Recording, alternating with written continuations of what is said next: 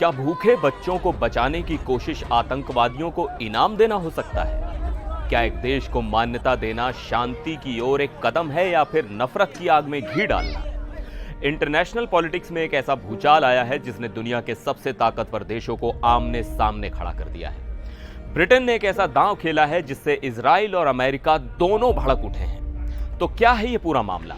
क्यों ब्रिटेन अचानक फिलिस्तीन को एक देश के तौर पर मान्यता देने की बात कर रहा है और इसका हमास से क्या कनेक्शन है? चलिए आज इस कहानी को खोलकर समझते हैं बिल्कुल आसान भाषा में। तो कहानी शुरू होती है ब्रिटेन के प्रधानमंत्री कीर स्टारमर के एक ऐलान से। उन्होंने पूरी दुनिया के सामने कहा कि ब्रिटेन फिलिस्तीन को एक आजाद देश के तौर पर मान्यता दे सकता है, लेकिन उन्होंने इसके साथ एक लेकिन जोड़ दिया, एक शर्त रख दी, और यह शर्त सीधे सीधे इजराइल के लिए थी। स्टारमर ने कहा कि अगर सितंबर तक इजराइल ने कुछ बड़े कदम नहीं उठाए तो ब्रिटेन संयुक्त राष्ट्र में फिलिस्तीन को देश का दर्जा दिलाने का प्रस्ताव ले आएगा। अब आप पूछेंगे कि ये शर्तें क्या थी, तो सुनिए। पहली, गाजा में मदद भेजो। इजराइल को गाजा पट्टी में बिना किसी रोक टोक के भारी मात्रा में मानवीय सहायता जैसे खाना, पानी, दवाइयां पहुंचाने की गारंटी देनी होगी। दूसरी, कब्जा बंद करो। इजराइल को यह साफ करना होगा कि वो वेस्ट बैंक के और इलाकों पर कब्जा नहीं करेगा। और तीसरी, शांति की बात करो। और सबसे जरूरी, इजराइल को 2 स्टेट सॉल्यूशन यानी 2 राष्ट्र समाधान के लिए ईमानदारी से बातचीत की टेबल पर आना होगा।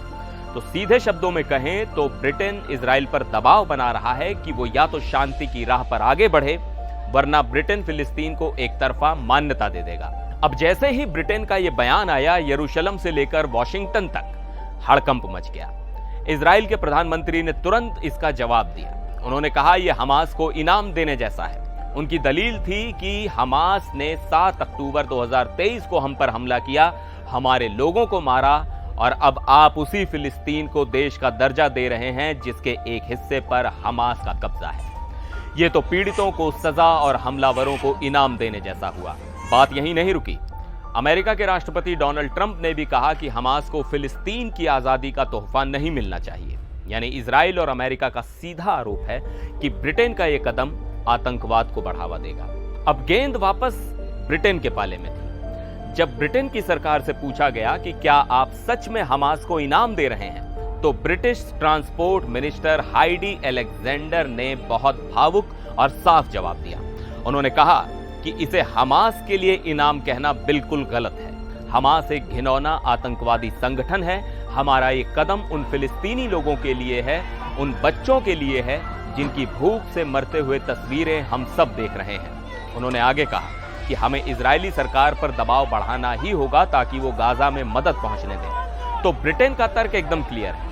वो कह रहे हैं कि हमारा मकसद हमास को सपोर्ट करना नहीं, बल्कि इजराइल पर मानवीय संकट को खत्म करने के लिए दबाव बनाना है। और उन्हें लगता है कि देश की मान्यता वाला पत्ता इस दबाव के लिए सबसे असरदार है। ये कहानी सिर्फ ब्रिटेन की नहीं है। ब्रिटेन से ठीक पहले फ्रांस ने भी ऐसा ऐलान किया था कि वो सितंबर में फिलिस्तीन को मान्यता देगा।